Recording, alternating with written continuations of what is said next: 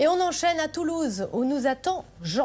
Jean est à la tête d'une menuiserie d'exception, portes anciennes ou bibliothèque. Dans son atelier, on ne réalise que des pièces originales, rares et surtout uniques. Toutes sont soumises au taux d'humidité et aux variations de température, comme il l'a expliqué à Camille Bory.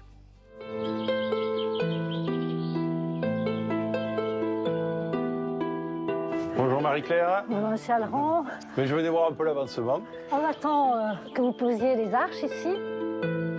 C'est un beau projet avec des très belles menuiseries, des menuiseries de très belles dimensions. On est à plus de 5 mètres là sur des arches. On a commencé la production et du coup on a quelques petits points de vérification. C'est un beau bâtiment et on voudrait lui rendre toute sa beauté. On a choisi des entreprises et bien sûr des entreprises locales avec cette dimension humaine et patrimoniale.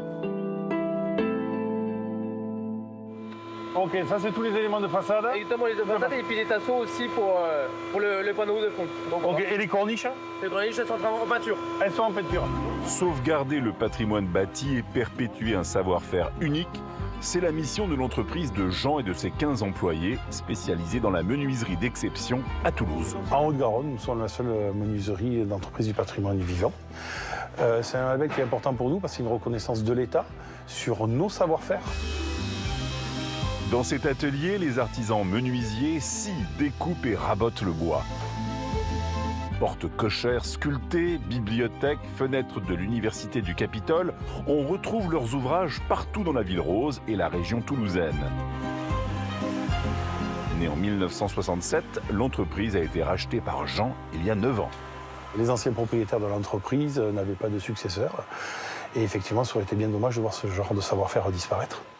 À l'époque, c'est un virage à 180 degrés pour Jean. Suite à un plan social, il quitte un poste important dans un grand groupe pharmaceutique.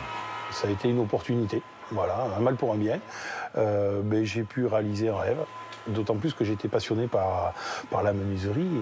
J'avais des machines à bois chez moi, dans mon garage. Et là, aujourd'hui, je suis passé à la dimension industrielle.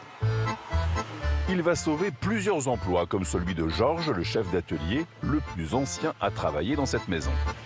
Je suis arrivé ici la première fois en 1996. J'avais 16 ans et j'ai un peu grandi ici, ouais, ça c'est sûr. Donc mon papa était dans le bâtiment, je lui piquais ses planches de coffrage. Donc je m'amusais à faire des petits meubles, voilà. J'étais petit, j'avais une dizaine d'années.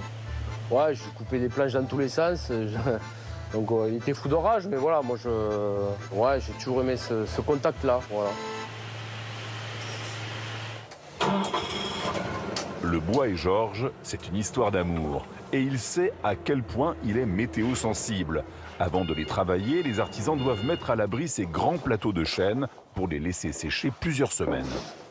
Je pose des clayettes entre chaque plateau de bois. Et ces clayettes permettent que le bois ne soit pas en contact et surtout qu'il puisse se ventiler afin que l'on ait un bois avec une hygrométrie stable, qu'on puisse le travailler sans surprise.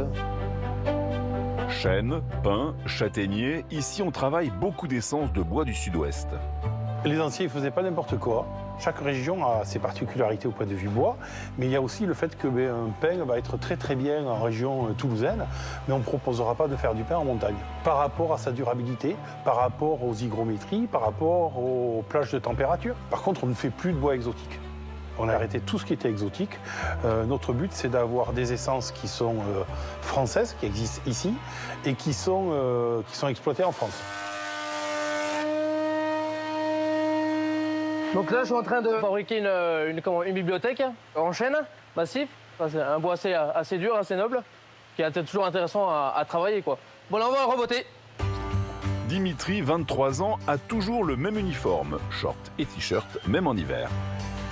Ça va très bien, comme je viens d'une région assez froide, donc j'ai l'habitude, et puis il fait bien plus froid chez moi qu'ici, donc et je bouge beaucoup dans l'atelier, c'est assez intensif, donc moi ça va très bien. Hein. Vous l'aurez compris à son accent, Dimitri n'est pas un Toulousain pur souche. Je viens de Franche-Comté, parce que en fait je fais les compagnons du Tour de France, et du coup c'est ma 7e année. On passe des étapes entre guillemets sur notre Tour de France pour évoluer professionnellement et humainement. Et du coup, on apprend tous les ans à découvrir des nouvelles personnes, des nouvelles techniques. Comme on change de région tous les ans, on apprend de plus en plus. Le jeune compagnon apprend ici à faire des objets qu'il ne ferait pas ailleurs. Ce matin avec Mathieu, ils doivent assembler ce drôle d'engin et réalisent un vrai rêve de môme. Est-ce qu'il y a moyen? Ouais. Alors là, on est en train de monter le nez avant du cockpit A320. C'est un énorme Lego et qu'il faut monter au fur et à mesure. Mathieu et Dimitri construisent cette tête d'avion à taille réelle en contreplaqué de bouleau. L'entreprise travaille main dans la main avec l'industrie aéronautique. Ce cockpit n'ira pas dans les airs, il s'agit d'un simulateur de vol permettant aux apprentis pilotes de s'entraîner. Chaque pièce est numérotée. Alors, ici P pour pilote et C pour copilote. Ça me permet de me repérer dans l'espace et de savoir où positionner les pièces. Il y aura des pilotes qui vont être à l'intérieur de cet assemblage, donc c'est vachement intéressant. Quand je fais mon tour, que je vois tous les gars qui produisent, toutes ces belles choses, hein, ça peut être du web, ça peut être de la menuiserie, ça peut être des cockpits. C'est quand même énormément gratifiant de voir son ouvrage réalisé et de voir des clients qui sont heureux. À ce jour, l'entreprise compte 4 jeunes apprentis et compagnons venus s'enrichir du savoir-faire des anciens. Et comme je t'avais dit, voilà, on redouble bien les vis ici, là où tout l'effort va se faire. Il y a un savoir qui se perd un petit peu, donc l'idée de se faire perdurer ça, on me l'a transmis. J'essaie de le transmettre de la meilleure des manières. Et que si des entreprises comme nous disparaissent demain, il y a des savoir-faire qui vont s'éteindre, savoir-faire français, et ça serait bien dommage. Très étonnant cette haute technologie du simulateur dans un assemblage bois.